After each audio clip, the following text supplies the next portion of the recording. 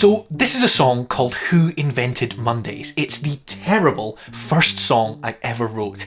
Today we're going to listen to it together, and then I'm going to shoehorn in a little lesson about why you should listen back to your old songs as well. Let's go.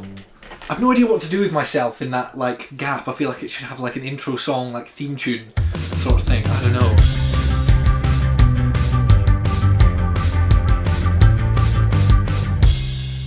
So before we listen, let's just set the scene a little bit. It's 2012. Call Me Maybe is at the top of the charts. The London Olympics are just around the corner, and Joseph Kony is the most famous man on earth. I'd sort of just started playing guitar, and one of the first things I came out with was Who Invented Mondays. So before we even start, one interesting thing to note, right, is that I didn't post this on my Facebook page, my friend did, and I think I've actually angry reacted to it, so I don't think I even wanted anyone to hear about it. Let's listen together to Who Invented Mondays.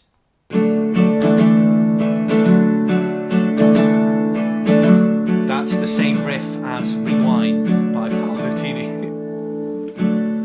Monday morning, I'm still yawning from the party last night. You may also notice my English accent. Ed Sheeran was just about there, so that's sort of what I think I was trying to do. No leaving from this hellhole that is life. Yeah, my life wasn't a hellhole, just to be clear. Stuck in a dead-end job going nowhere. I didn't have a job without you, and I've no idea who you is either. So this song is entirely made up. Dead-end life, a train wreck by the side. That's when I start to wonder, who invented Mondays? Feel like dying someday. It's so dark. Think of all the things that I could do if I had just stayed with you.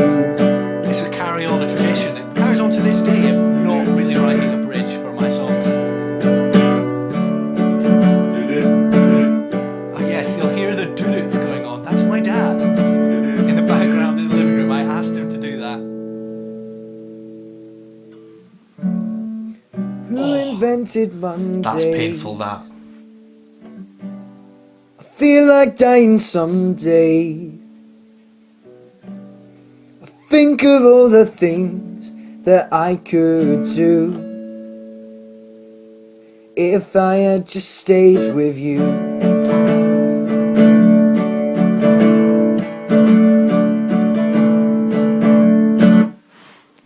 What an abrupt ending. I think the thing is, right, I've got the structure down, and it's pretty catchy, right?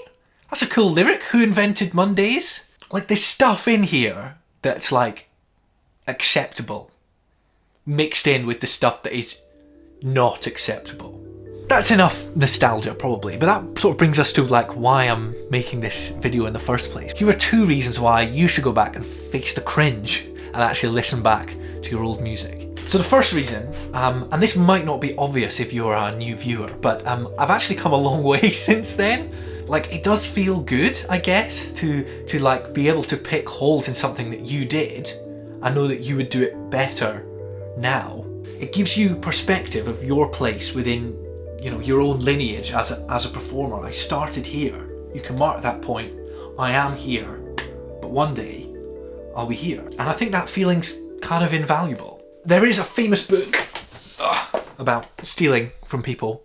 It's very good if you haven't bought this. I mean, most people have. But no one ever talks about stealing from yourself.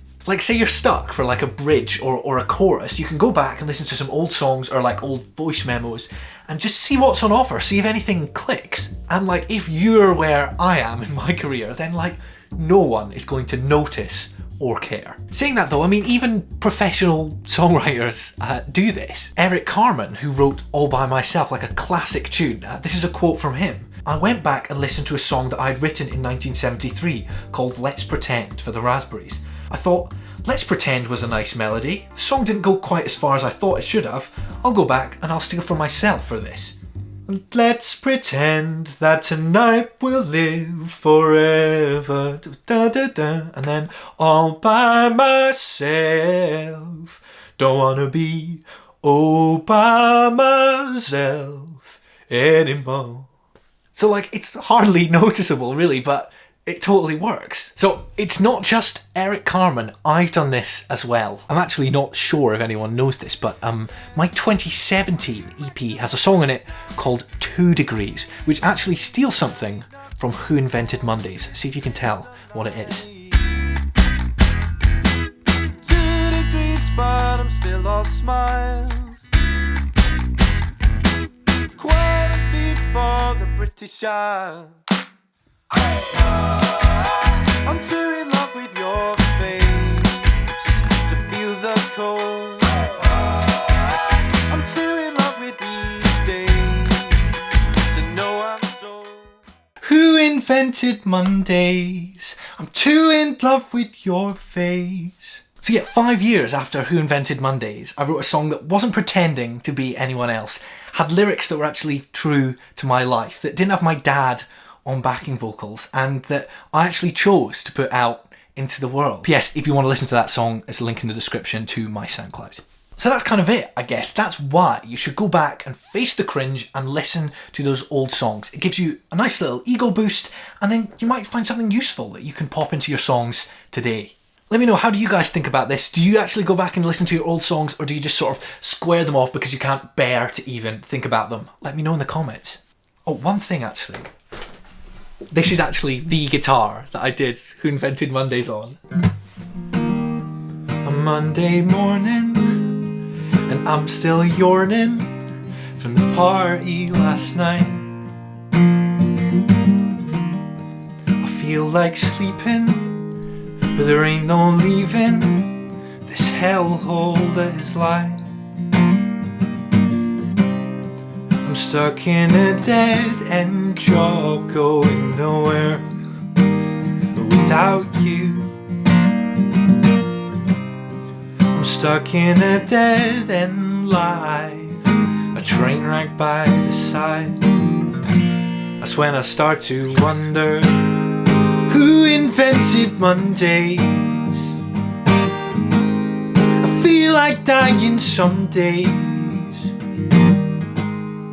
Think of all the things that I could do